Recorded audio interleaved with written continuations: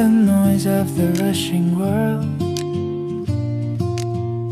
A gentle voice, a story unfurled, wisdom from a distant shore, opening a brand new door.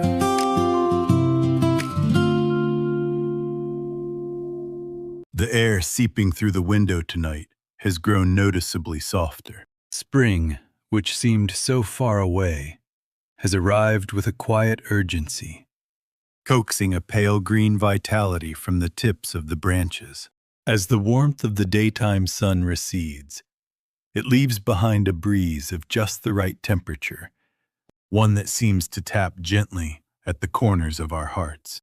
On nights like this, there is often a strange itch in the soul, a sense of being inexplicably hollow, or perhaps just profoundly transitionary.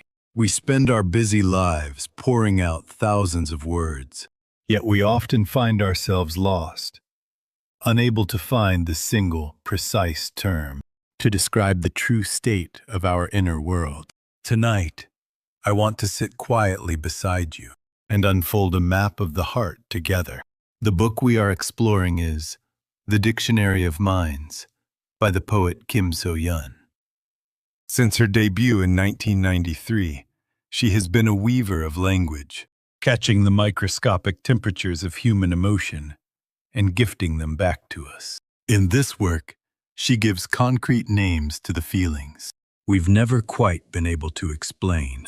Her sentences, which transform invisible emotions into visible forms, act like a lantern held up in a fog-shrouded dawn. This collection is an alphabet of the soul, where over 300 words we use every day are redefined through a poet's lens. There is a profound, almost startling comfort in finally naming a feeling you didn't even realize you were carrying. To realize that loneliness isn't just a state, but an active verb, or to navigate the narrow, yet vast chasm between importance and preciousness, is to feel the tangled threads of the heart finally being smoothed out. This is no mere glossary of definitions. It is a meticulous process, like a poet, using silver tweezers to pick up the hidden joys, sorrows, solitudes, and ecstasies of our lives, and laying them out to dry in the sun. For those whose hearts have hardened from the scars of others, or for those wandering because they don't know how to love themselves, this book offers a sanctuary, a quiet cup of tea for the spirit. As you settle into a comfortable position, perhaps even closing your eyes, I invite you to listen to the ripples these carefully chosen words create within you. While modern artificial intelligence can synthesize language with staggering precision, it can never truly replicate the visceral, bone-deep wisdom of a human being who has walked through the fire and the frost of a lived life. It cannot feel the weight of a memory or the specific ache of a longing. Only a soul can speak to a soul in this way. Let us begin that deep whisper now. The first movement, on loneliness and solitude. I find myself staring intently at the word loneliness. In the poet's eyes, loneliness is not an adjective. It is an active, restless verb. It is not the state of being unable to find someone else. Rather, it is the frantic state of wanting to tell someone else the things you should be telling yourself. A lonely person is someone who refuses to listen to their own internal dialogue. Instead, they constantly knock on the doors of the outside world. They cannot endure the silence of their own company, so they reach for the phone, seek out meaningless gatherings, or drown the quiet in noise. Yet the irony is cruel. The more we try to fill the void from the outside, the more hollow the center becomes. We have all experienced this paradox, standing in a crowded room, yet feeling as though we are disappearing into a vacuum. In stark contrast, solitude is the joy of being alone. Solitude does not beg at the door of others. Instead, it is a time of deepening inward, a sacred interval where we fortify our own foundations. A person in solitude has discovered that they are their own best friend. Solitude is not the state of being abandoned by the world. It is the state of having returned to oneself. I often think about how essential these hours of solitude are for our survival. Solitude is a divine ritual that increases the density of our existence. In an age of burnout and social exhaustion, what we need is not more people, but the courage to sit across from ourselves in the silence of solitude. We often use these two words interchangeably, but to the poet, they are worlds apart. Loneliness is a feeling of deficiency, born from the absence of others, while solitude is a feeling of fullness, born from the sufficiency of oneself. Loneliness consumes us, but solitude grows us. Loneliness is the heart pining for solitude, and solitude is the heart having finally mastered loneliness. Reading these definitions, I find myself nodding in sudden realization. Perhaps the loneliness we fear so much is actually a form of growing pains, necessary to reach solitude. We must cross the turbulent waves of loneliness to reach the calm, open sea of solitude. As I rewrite the dictionary of my own heart, I see that wistfulness is a drop in the heart's temperature, while emptiness is a vacancy in the heart's space. When we are wistful, we crave warmth. When we are empty, we feel the urge to fill the hole with anything at all. But the poet reminds us that even these feelings, this wistfulness, this emptiness, are evidence that we are alive. These are the sensations of a heart that is still moving, still beating. It is far better to feel the sting of the cold than to feel nothing at all. Just as we must pass through the bite of winter to appreciate the silkiness of spring, only those who have fully inhabited their own. Wistfulness can truly resonate with the sorrows of others. In our hyper-connected world, we suffer from a strange, new poverty. We have infinite connections, but no true solitude. We mistake scrolling through a screen for companionship, yet we lack the quietude required to actually meet our own souls. We mold ourselves to the gaze of others, chasing values defined by the important, and in the process, our own essence becomes blurred. Whenever I feel that blurriness, I return to these pages. I choose to stop the action of loneliness and enter the state of solitude. I talk to myself. I listen. And in that hushed space, I am reborn. The second movement, on importance and preciousness. I want to draw a long, deliberate line between two words, important and precious. Something important has value, but something precious has our heart. The distance between these two is far greater than it appears. Importance is usually tied to social standards, efficiency, and utility. Think of the important meetings, the important documents, or the important connections we cultivate. These are defined by the gaze of others and objective evaluation. Importance can be measured, calculated, and compared.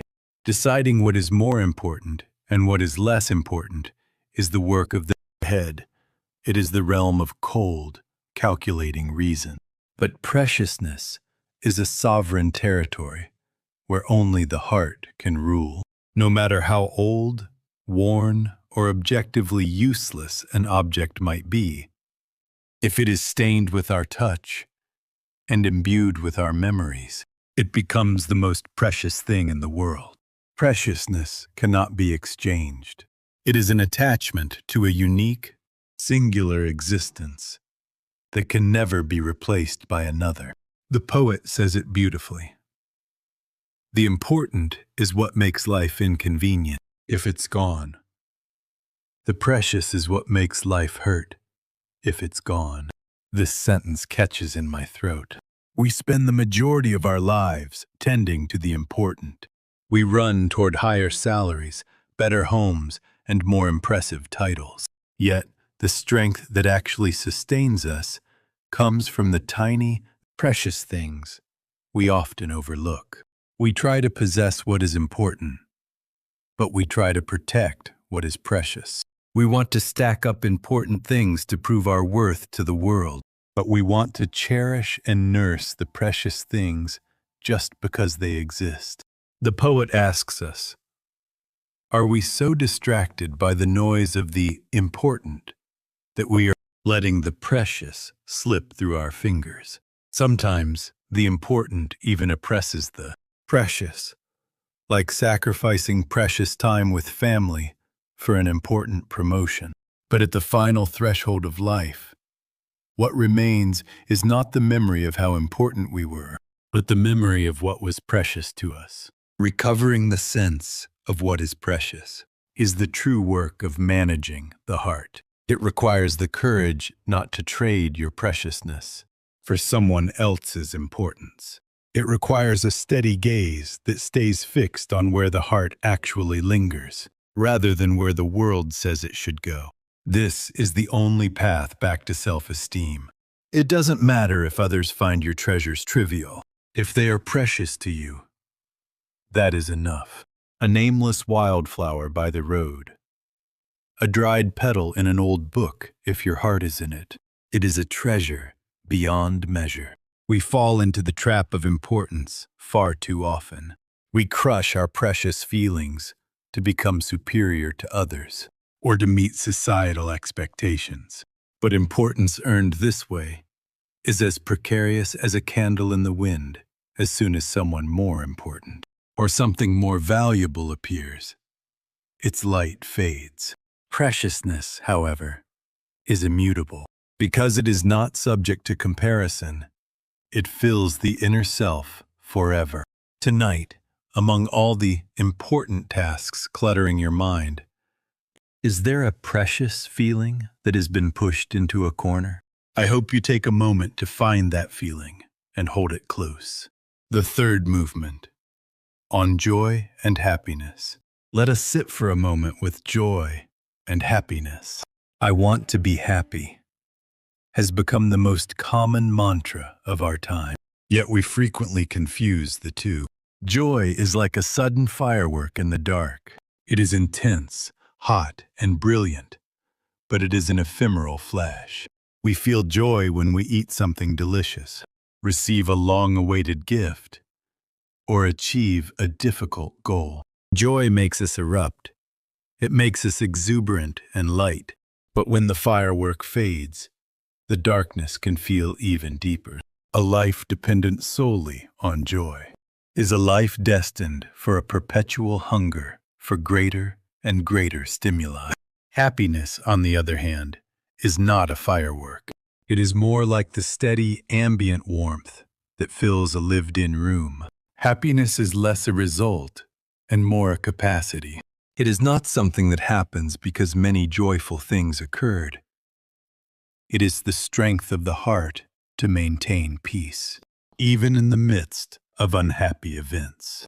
It is the quiet state of being thankful that the day passed without incident, of being able to share a simple conversation with a loved one.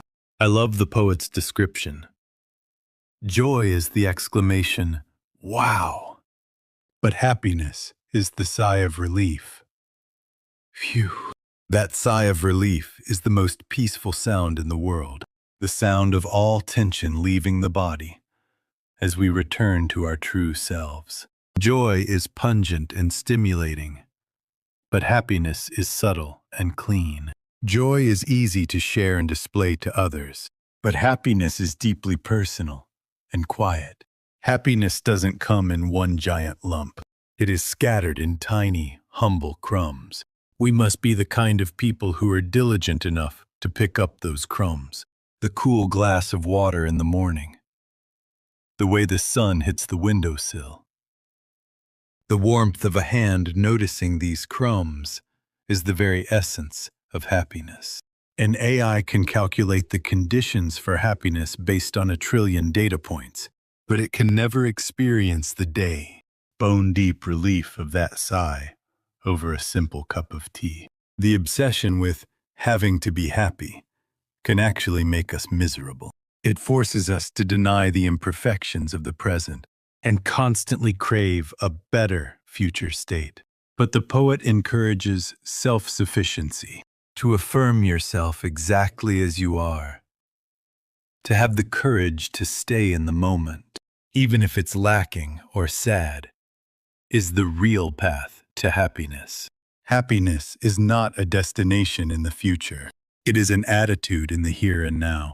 Amidst the stresses of your day, which crumbs of happiness did you manage to gather? I have decided to stop chasing the fireworks of joy. Instead, I want to learn how to keep the temperature of my life steady. I want a peace that doesn't crumble at the first sign of sorrow and doesn't fly away at the first sign of excitement. Since happiness is a capacity, we must practice it. We must practice gratitude for the small things. Practice being kind to ourselves, and practice being genuinely happy for the success of others. When these small practices accumulate, they fill our lives with a soft, enduring warmth, making us the true owners of the word happiness.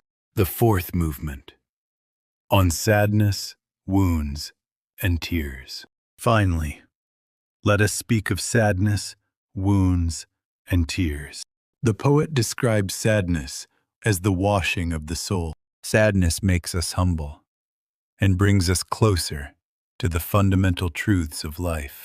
We often bolt the doors of our hearts to avoid being wounded, but the irony is that a heart that cannot be wounded is a heart that cannot love. A wound is like a medal of honor, proof that we gave our sincere heart to something or someone. Only those who have felt pain can see the pain in others, and only those who have been broken can sense the light that leaks through the cracks. Tears are the overflow of the heart's pain. Tears held back by force become a poison that eats away at the soul. But tears shed freely act as a cleanser for the heart's dust. The poet suggests that learning how to cry well is more important than learning how to hold them back. It is okay to cry alone in a dark room, or to cry on the shoulder of someone you trust. The sense of purification that follows a good cry is more healing than any medicine. Tears are not the trademark of the weak. They are the courage of those who are honest with their emotions. I think about our attitude toward our scars. We treat them as unsightly things to be hidden. But the new skin that grows over a healed wound is often much tougher than the original. That scar is evidence that you survived a trial, and it serves as an entrance to a deeper inner world. Do not deny your wounds. They are a part of you. As the poet says, pain is not something to be avoided, but something to pass through. There is a brilliant light that can only be found by those who have walked the entire length of the tunnel of suffering. To forgive someone is not to exonerate them of their sin. It is to liberate yourself from the agony caused by them. Hatred is a prison we build for ourselves, and forgiveness is the act of handing the key back to our own hands. It isn't about forgetting the person who hurt you. It is about naming the wound and letting it go, so that it no longer consumes your present. The sentences in the Dictionary of Minds serve as a gentle hand during this process. When we give a concrete name to our pain, the vague, looming terror of it becomes a manageable emotion. Tonight, if there is a wound in your heart that has yet to heal, look at it gently. Whisper to it, "You've worked so hard, carrying all that pain. It's okay to cry now." Tears will not make you weak. They will make you clean again. Allow yourself to fully experience your sadness, only when sadness has passed through. Can a space be cleared for new life to sprout? We are all wounded healers. By recognizing each other's pain and giving it a name, we transform into something more solid and more beautiful. We have walked a long way through the words of Kim. So-yeon's The Dictionary of Minds. How do you feel? Does it surprise you to realize that the words we toss around so casually, every day, actually possess their own specific temperatures, colors, and deep histories? The poet says that naming a feeling is a declaration that you will become the master of that feeling. When we are overwhelmed by an emotion we don't understand, it rules over us like a tyrant. But the moment we say, this isn't loneliness, it's solitude. Or, this isn't just importance, it's preciousness. That emotion enters our domain. The chaos within begins to find order, and we gain the perspective to look at ourselves with clarity and grace. This book teaches us how to read our hearts, but more importantly, it teaches us how to wait for our hearts. Emotions cannot be forced. We simply need to look at them. Try on the words the poet suggests, like choosing the right garment, and see which one fits our soul best. All the words we discussed tonight: loneliness and solitude, importance and preciousness, joy and happiness, sadness and wounds, eventually converge at a single point: the art of loving oneself. Loving yourself isn't about whipping yourself into becoming someone great. It is about treating every tiny emotion within you as something sacred and listening to its voice. I hope the poet's sentences have served as a kind ear for you tonight. I hope you felt the warmth of human empathy that no artificial intelligence, however advanced its logic, can ever truly provide. As the night deepens, the air grows still and the world falls quiet. In this silence, which word did your heart linger on the longest? Or is there a feeling still huddled in your chest, yet to find its name? Whatever it is okay. For tonight, just whisper to yourself, I see. So that's how you were feeling. No matter what words were written in the chapter of your day today, every moment is a precious sentence in the beautiful book of your life.